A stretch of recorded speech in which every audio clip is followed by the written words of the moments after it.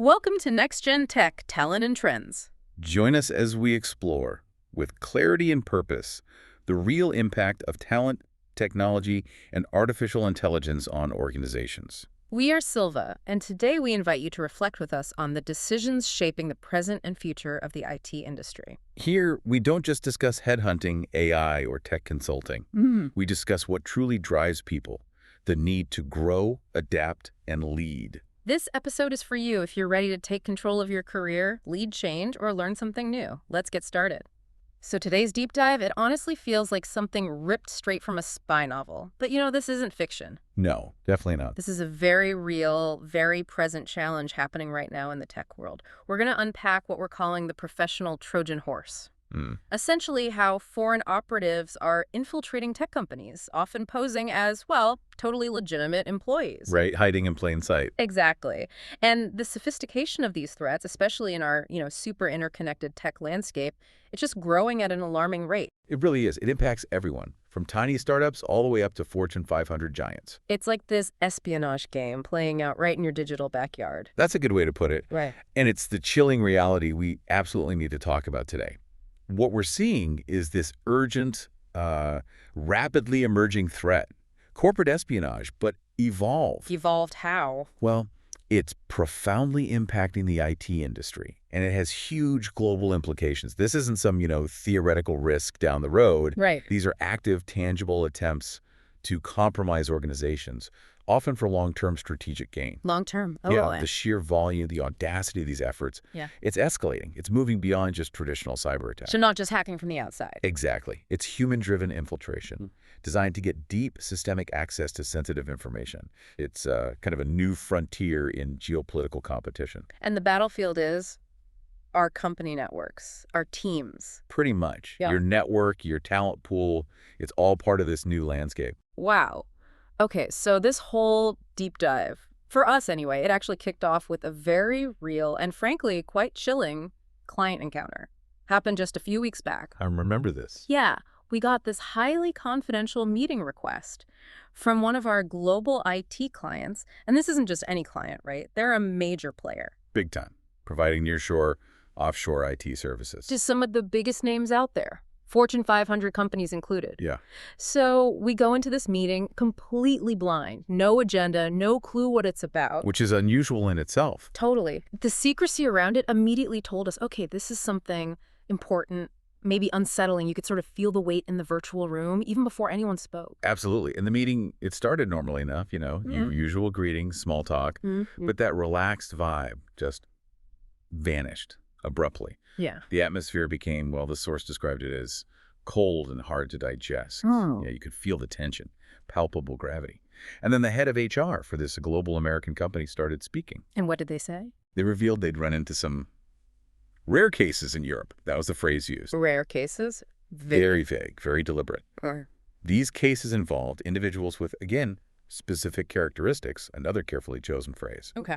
These individuals had been hired into positions within their organization, but the kicker was what they did. Which was? They apparently tried to sabotage or perform activities related to espionage. Wow. Okay, so not just a bad hire, actual Yeah. espionage, sabotage. Exactly. Calculated, malicious intent, not just, incompetence or poor performance. And they didn't give specifics, like how or what exactly. No, not the granular details, Yeah. which honestly just added to that unsettling feeling, that sense of the unknown. Sure.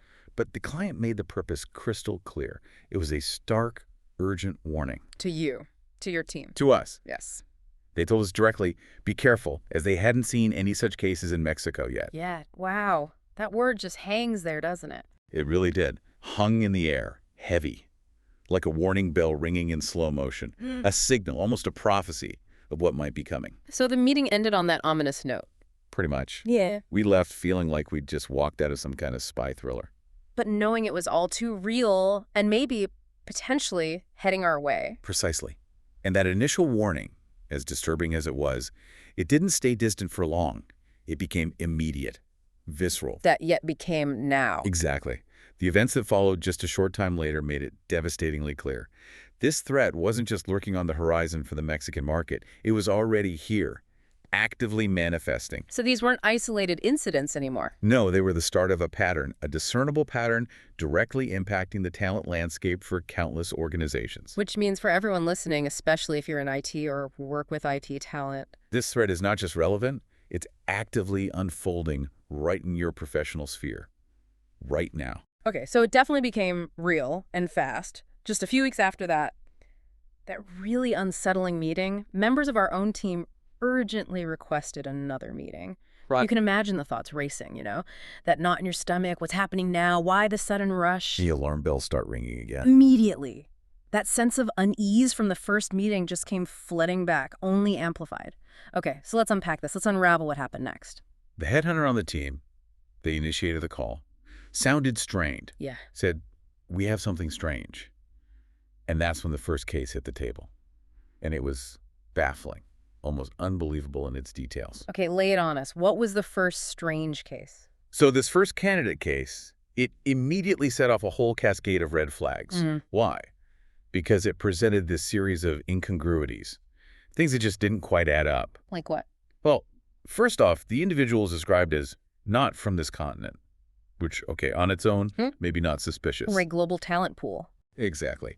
But it became notable when combined with everything else. They had, quote, a name from another country and a last name from Latin America. Okay, also possible, but unusual maybe? A bit unusual. But here's the really striking part.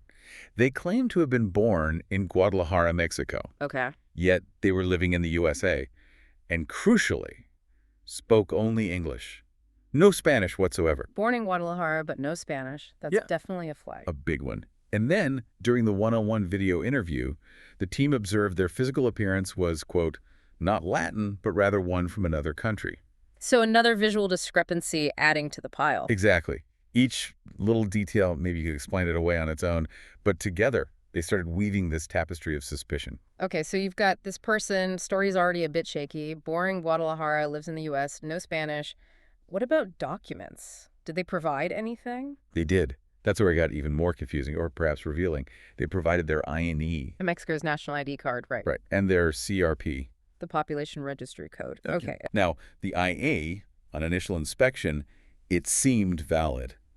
And the CRP was valid. Which, might make you pause, think maybe it's okay. Yeah, for a second, maybe. But here's the catch. The valid CRP document clearly stated their place of birth was Puebla, not Guadalajara. Whoa, okay. So direct contradiction to what they claimed. Directly contradicting their own story. And this just presented a huge dilemma for the hiring team. I can imagine. What do you do? Exactly the question. So what should we do? Should we keep them in the process? Yeah. What are the best steps? What would you have done in this scenario? That's what they were grappling with. Yeah, that's a tough spot. You're weighing potential talent against integrity, gut feelings, and now undeniable proof of inconsistency, especially with that earlier warning about espionage still fresh. That's an excellent point to bring up for our listeners because it really highlights these high-stakes, real-time decisions that hiring teams face. When you're confronted with such glaring inconsistencies, especially after a specific warning like that, the dilemma shifts, doesn't it? It's less about skill, more about fundamental trustworthiness. You might try to rationalize it, right? Oh, maybe it's just a typo on the document. Exactly. Or maybe they misremembered the city. Yeah. Or there's some family story. Yeah, you want to give the benefit of the doubt, find that great talent. Always. The pressure is there. But the accumulation here, non-Latin features, born in Mexico but no Spanish, U.S. resident, and then the document mismatch. It paints a picture that's just too hard to ignore. Especially given the client's work, the sensitivity. Precisely. The potential risk to the organization, considering that initial espionage warning, it just far outweighed any potential benefit of hiring this candidate, no matter how skilled they seemed. So integrity had to win out. The integrity of the hiring process and, ultimately, the security of the client's operations. It had to take precedence. So given that pile of flags, the contradiction, the warning, what was the final call? The decision, difficult but necessary, was made. They rejected the candidate. Rejected, removed from the process. I remember just thinking, are we really having these kinds of cases? Stuff that seems straight out of a movie, right here in the Mexican market. It was honestly shocking to see it so directly. It is shocking. Yeah. But then you step back.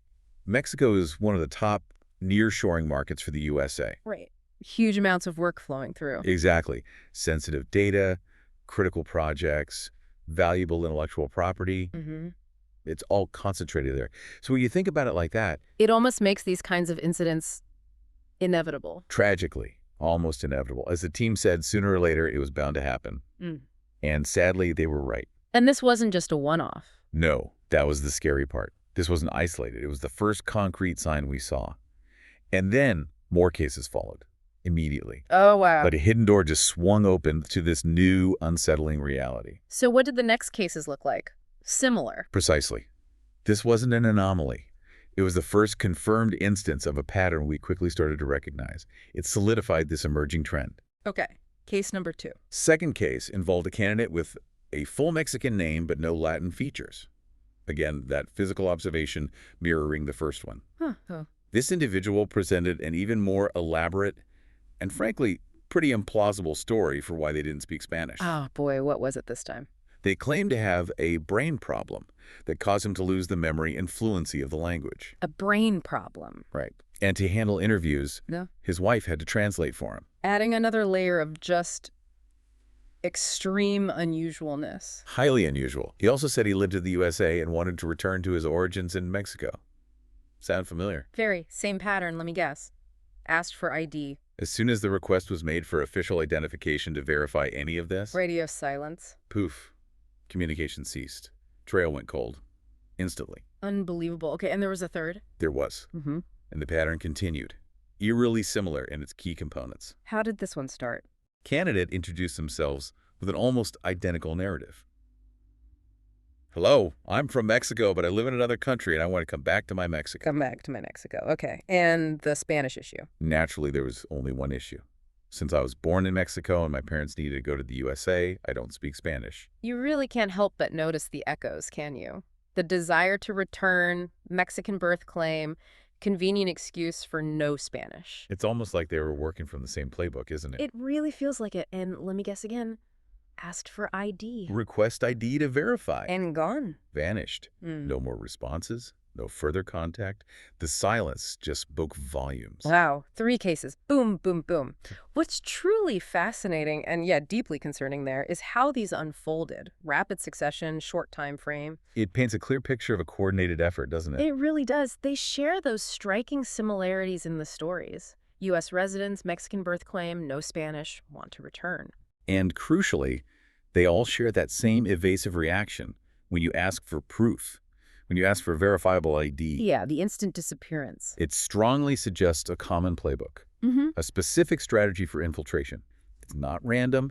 It feels calculated, practiced, designed to test the hiring defenses. It's not just individual weirdness. It feels systematic. Exactly. A systematic approach. Which absolutely, the consistency, the sudden silence, it forced us and our clients to ask some really urgent questions. Like, what is happening here? Right. Are these cases increasing? What should we actually do? How do we protect our clients, protect ourselves from this escalating threat? The questions just pile up, highlights the immense complexity of this new kind of infiltration. And this is where it gets really interesting, because these specific incidents we just talked about, they're not anomalies. No, they're symptoms. Symptoms of a much larger global phenomenon.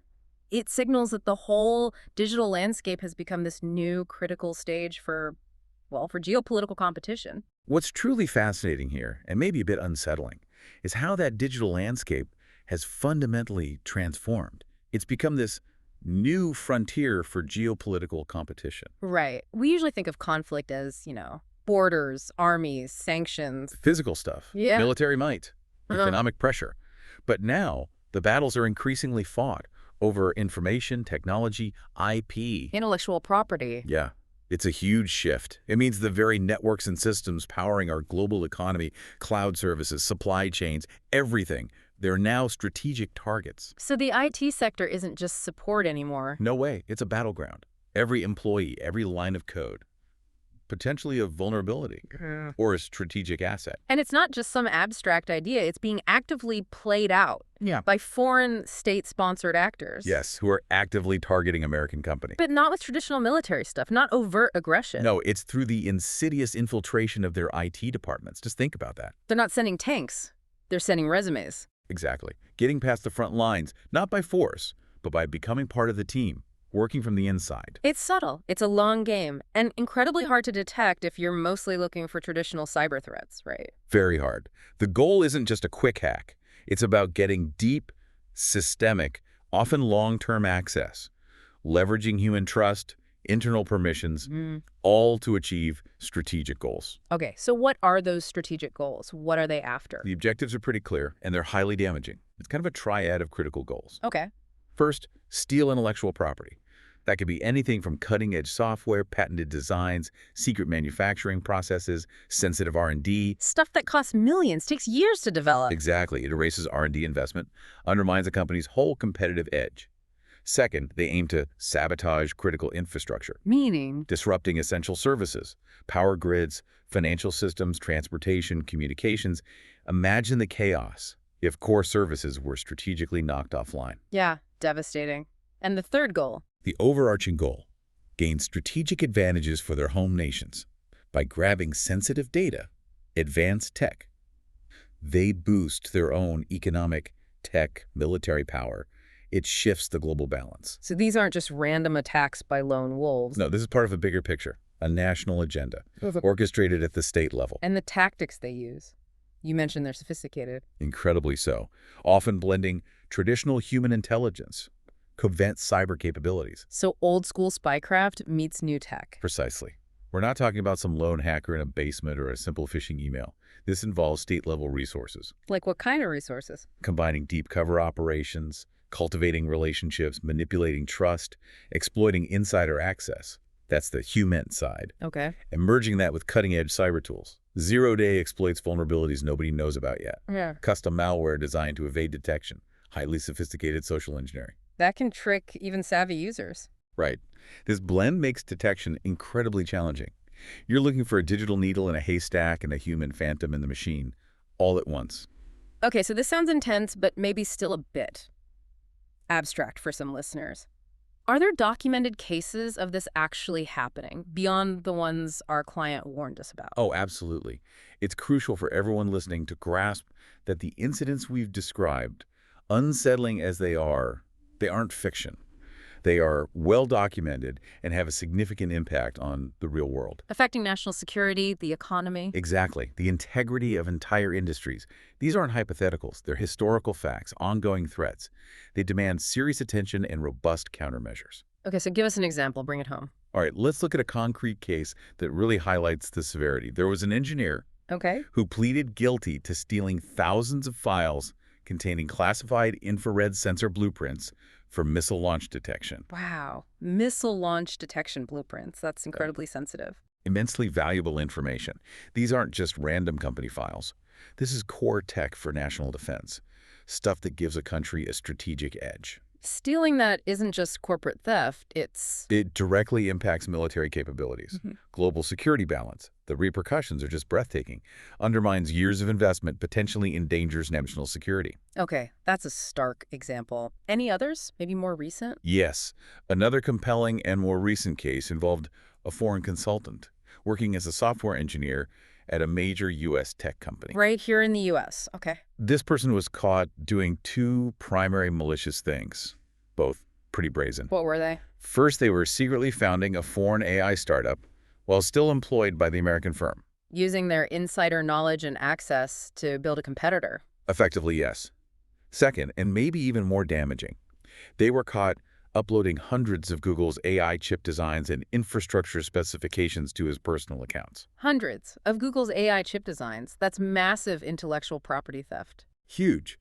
The person was explicitly accused of stealing trade secrets to benefit foreign companies. The implications there, especially in AI. Immense. In the global race for AI dominance, getting your hands on advanced chip designs, architectural details, that can give a foreign nation an invaluable head start. Wiping out years of research, billions in investment. It doesn't just hurt the company, it fundamentally shifts the balance of technological power, impacts future innovation, economic leadership. And then there's that That laptop farm scheme you mentioned earlier, that sounds It wild. really highlights the ingenuity or maybe the audacity involved. This scheme involved individuals using stolen or fabricated American identities Okay, fake IDs. to pose as legitimate remote employees at various U.S. companies. But here's the twist. They weren't actually in the U.S. Not at all. They worked from foreign locations while using U.S.-based facilitators to manage laptop farms that they accessed remotely. Laptop farms, like rooms full of laptops.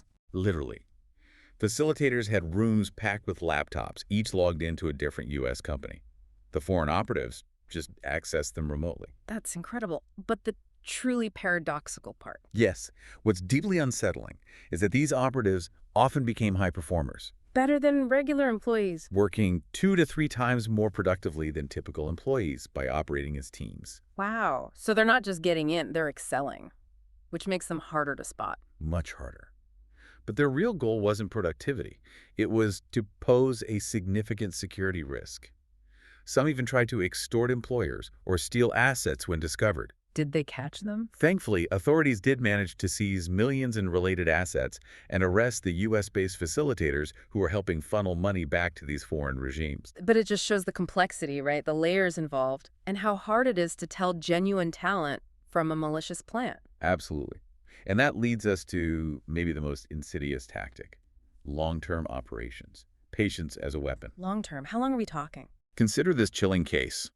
An engineer who worked for 2 major aerospace firms from 1979 to 2006. In 1979 to 2006, that's 27 years. 7 years. An astonishing span. And over those 27 years, this individual systematically stole hundreds of thousands of documents Hundreds of thousands related to what? related to the space shuttle program and military cargo aircraft. Oh my God. This wasn't a quick snatch and grab.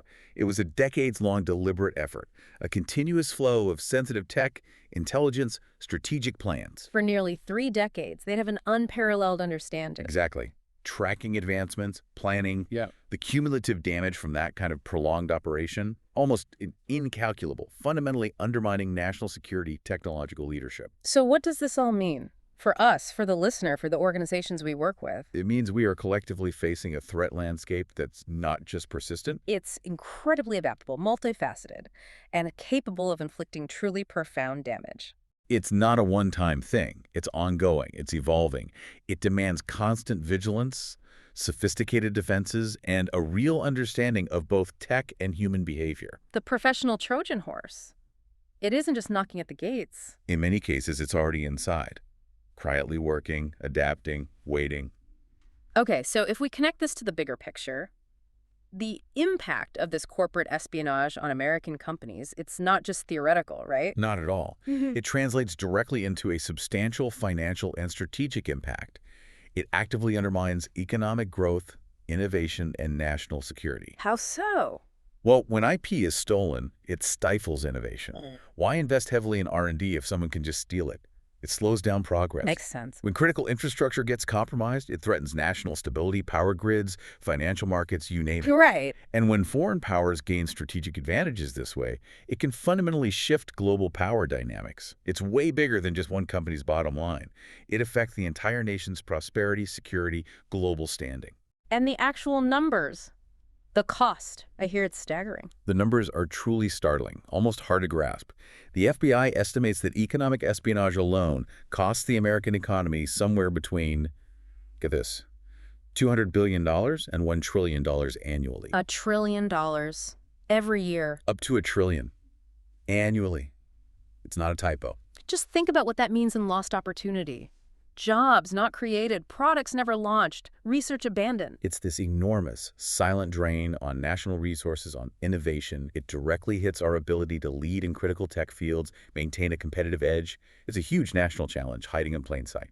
Wow. And what about the cost to individual organizations when these insider threats happen? To quantify that pervasive threat, a recent report shed some light. It found the average annual cost of insider threats to organizations hit an alarming $17.4 million per organization in 2025. $17.4 million per organization per year. On average, yes. And that figure isn't just the cost of what was stolen. It includes the immense costs of detection, investigations, fixing the compromised systems. And the reputational damage, lost business. Exactly. That can linger for years.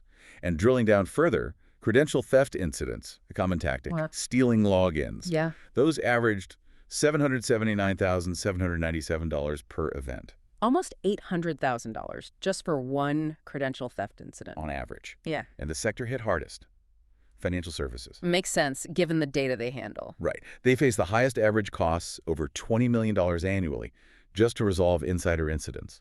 They're a prime target because of the high value, the sheer volume of sensitive financial data. These aren't just abstract stats. They're real, devastating losses, impacting everything from profit to long-term survival. Absolutely tangible losses. And to really drive home the devastating human impact. You mentioned a specific example. Yes, a concrete example, and it's frankly heartbreaking. One company lost $800 million in contracts. $800 million just gone. Gone, and it's a direct crushing consequence. They were forced to lay off 2/3 of its workforce. 2/3, oh my God. All that devastation, the human tragedy, because an insider stole proprietary software. It's not just a financial hit. It's lives changed, Yeah. families impacted. Profoundly. Shows how a single malicious act, enabled by one compromised employee, can just ripple through an entire organization. Widespread destruction in its wake. Which really raises that important question, doesn't it? It does. If a single compromised employee can cause that much catastrophic damage, massive financial loss, huge layoffs, then what level of vigilance, what preventative measures are truly enough? Yeah. The stark reality is a single compromised employee can wreak havoc on an entire organization.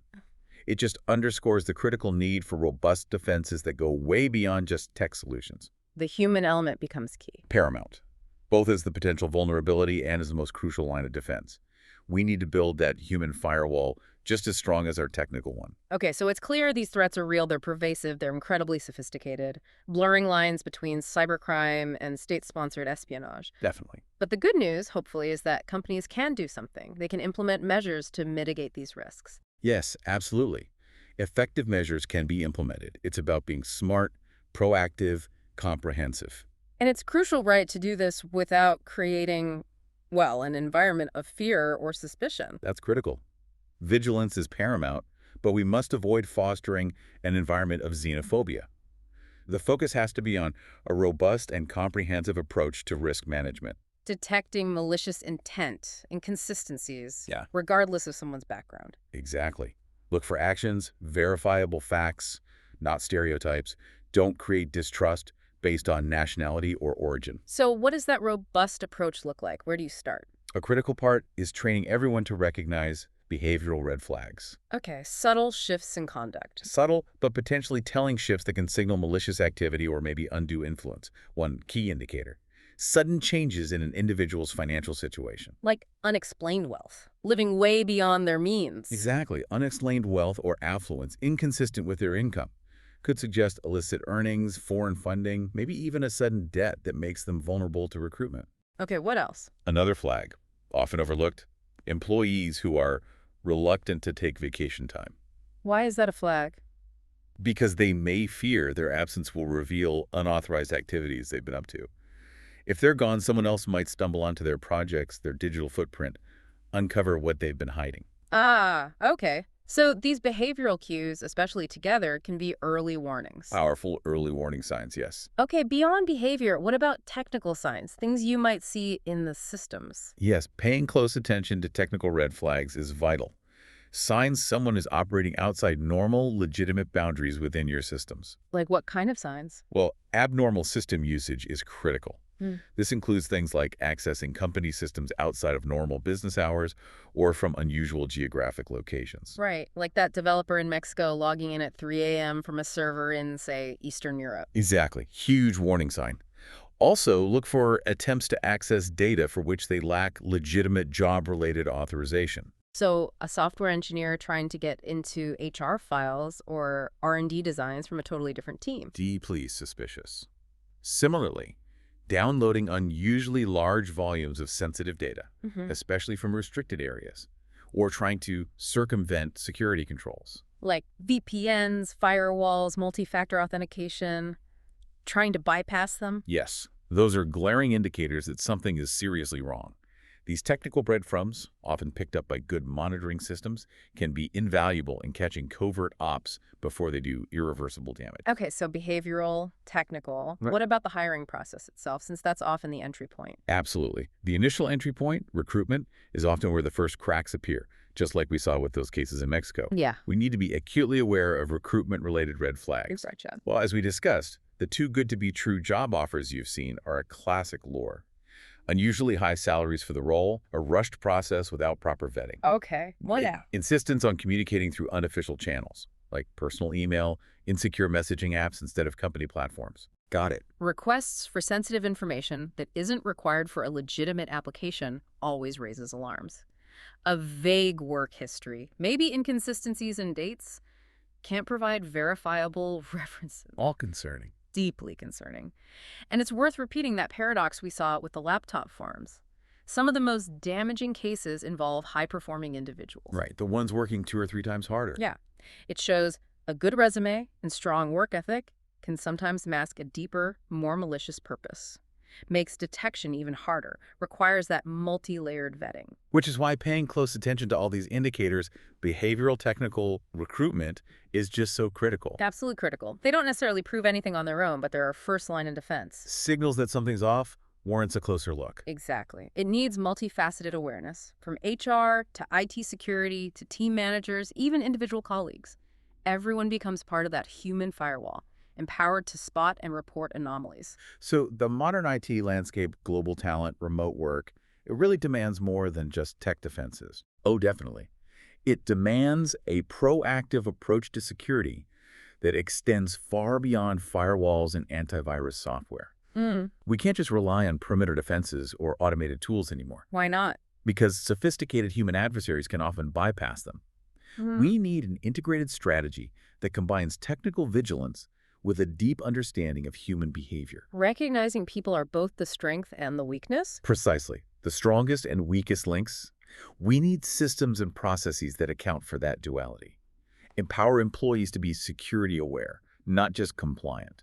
Which really brings us to a critical question, doesn't it? And this is one for you, our listener, to really think about. Yes. Given the increasing sophistication of these threats, the sheer volume of cases we've talked about, saboteurs, state-sponsored laptop farms, can your organization truly afford to leave its talent acquisition to chance? If the very people you hire can become your biggest vulnerability, then the hiring process itself has to become a fortress, right? The risk is just too high otherwise. It's exactly right. In an environment where identities are faked, history's falsified, intentions hidden behind high performance, just trusting a resume or an interview, it's no longer enough. Not even close. Which is precisely where a robust background verification or BGV program becomes, well, non-negotiable. Not just a formality, but essential. Essential.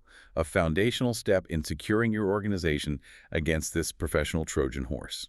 Okay, so let's define that clearly. Background verification, BGV, what exactly is it? It's the process of verifying an individual's credentials and history. That includes checking criminal records, employment history, education, basically confirming the accuracy of everything on their resume. Pulling back the curtain, making sure the person you're considering, especially for sensitive IT roles, is exactly who they claim to be. And that their past actions align with the trustworthiness your organization needs. And its role is crucial now, especially with global remote teams. Absolutely crucial.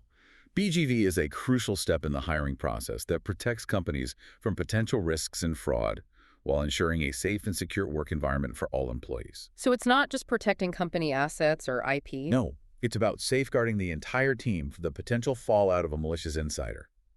Beyond preventing direct theft or sabotage, good BGV helps mitigate reputational damage, ensures compliance, builds trust within the workforce. So every company really needs this. Every company, regardless of size, should integrate thorough BGV into recruitment. It's an investment in integrity and stability, mitigates risk, prevents fraud, protects your reputation from a disastrous bad hire. Okay, so what does a comprehensive BGV process look like? What are the key pieces? A truly effective process, especially against these sophisticated threats, usually involves several key components. Each targets specific vulnerabilities. Okay, like what? First, fundamental, identity and address verification. Yeah. Confirming their true identity, legal residence. This directly tackles the kind of discrepancies we saw in those Mexico cases. Right. Inconsistent or incomplete identities. And for international candidates, This can mean navigating complex legal frameworks, different databases across borders. Then, educational verification, Checking degrees, certifications. validating the authenticity of all claimed qualifications, making sure they aren't fabricated or exaggerated. Super important in a skills-based field like tech. Makes sense. What's next? Employment verification. This confirms past job titles, dates, responsibilities with previous employers, verifying their whole work history. Checking for unexplained gaps, inflated roles, maybe even fake companies on the resume. Exactly. Then, a criminal background check. Fundamental for uncovering relevant criminal history that could pose a risk to the company, data, other employees. Tailored to the role's sensitivity and local laws, of course. Okay. And anything else, especially for global companies? Yes, critically important for international companies or those on sensitive projects. Global sanctions and compliance checks. What does that check for? Ensures candidates aren't on international sanctions lists, terror watch lists, prohibited party lists, things that could have serious legal, financial, reputational consequences if missed. So each of these layers builds a more complete, more verified picture. A much more robust picture. By meticulously taking these comprehensive steps, organizations shift from reactive damage control to proactive prevention, Making more informed hiring decisions. based not just on skills, but on verifiable trust, ensuring the workforce is both competent and trustworthy. It's about building that human firewall right from the start. Making it much harder for that professional Trojan horse to get inside. Exactly. Safeguarding assets, reputation, the future. And if navigating all this, the international laws, data privacy, the sheer volume of checks feels overwhelming for internal teams. Remember that reliable partners exist. Companies specialize in comprehensive BGV. They can help you reinforce your human firewall, ensure your talent acquisition is secure, robust, compliant. Because ultimately, your people are your greatest asset. And without proper vetting, potentially your greatest vulnerability. Okay, so navigating this complex, evolving landscape work models, talent attraction across the Americas, globally, it really requires foresight, doesn't it? Foresight and also a willingness to learn from each other. Right. These sophisticated new threats, like the professional Trojan horse, they're constantly adapting, which is why the value of shared experiences and collective wisdom becomes so incredibly important. Absolutely. By openly talking about challenges and solutions, we can collectively build more resilient organizations. Because no single company has all the answers when threats get this complex, this hard to detect. Exactly. Insights from diverse experiences give invaluable perspective, help us all refine strategies, fortify defenses against these adaptive adversaries. It's a collaborative effort. Which is why we'd love to hear from you, our listener, about your experiences. We've talked a lot about the unsettling rise of these professional Trojan horses, other insider threats, and how tricky that can be in hybrid or remote models. Definitely harder to spot sometimes. So our first question for you to reflect on is this. What unexpected security challenge have you encountered in a hybrid or remote setup? Maybe something novel, hard to anticipate because it blurred those personal-professional lines. Good question. And importantly, what steps did your team take to effectively address it without creating a culture of distrust? How did you balance vigilance with maintaining that positive, trusting environment? That's such a delicate, crucial balance. It really is. And building on that, thinking specifically about Mexico, that growing nearshoring hub where we saw these Trojan horse attempts firsthand. Yeah. Our second question is, what unique challenges or opportunities have you encountered recruiting specialized tech talent there, on-site, hybrid, remote? And specifically thinking about hiring integrity. Yes. What strategies have proven most effective for you in ensuring thorough candidate verification and robust background checks, especially when dealing with the kind of discrepancies, the evasiveness we discussed earlier? Your insights there could be invaluable for the whole community, real-world lessons from the front lines. You know, this has been a really deep dive into a critical, maybe uncomfortable topic, one that challenges our assumptions about talent, trust, technology. It certainly does. And as these lines between nations, between digital borders keep blurring, as the global talent market gets even more interconnected, it just raises this profound question for all of us, doesn't it? Which is? How do we balance the immense opportunity, the benefits of a diverse global talent pool with the absolute imperative to secure our most valuable assets, our innovations, our national security even. It's a fundamental challenge. It really is. And it's one that's going to shape the future of tech, of business, for years to come. Demands ongoing vigilance, innovative solutions from every single one of us. This was Next Gen Tech, Talent and Trends. Thank you for joining us in this conversation where knowledge becomes direction. I hope this episode offered you a useful pause, a boost of inspiration, or even a starting point for what's ahead. We hope to have left you with ideas, questions, and, most importantly, the drive to keep building your path in the world of technology and talent. Leave us a comment, share this with your team, and help us keep growing the conversation. Follow us on social media at Sequoia Connect. And remember, the future doesn't just happen, it's built with talent, technology, and purpose. We are Silva, and we'll catch you in the next episode.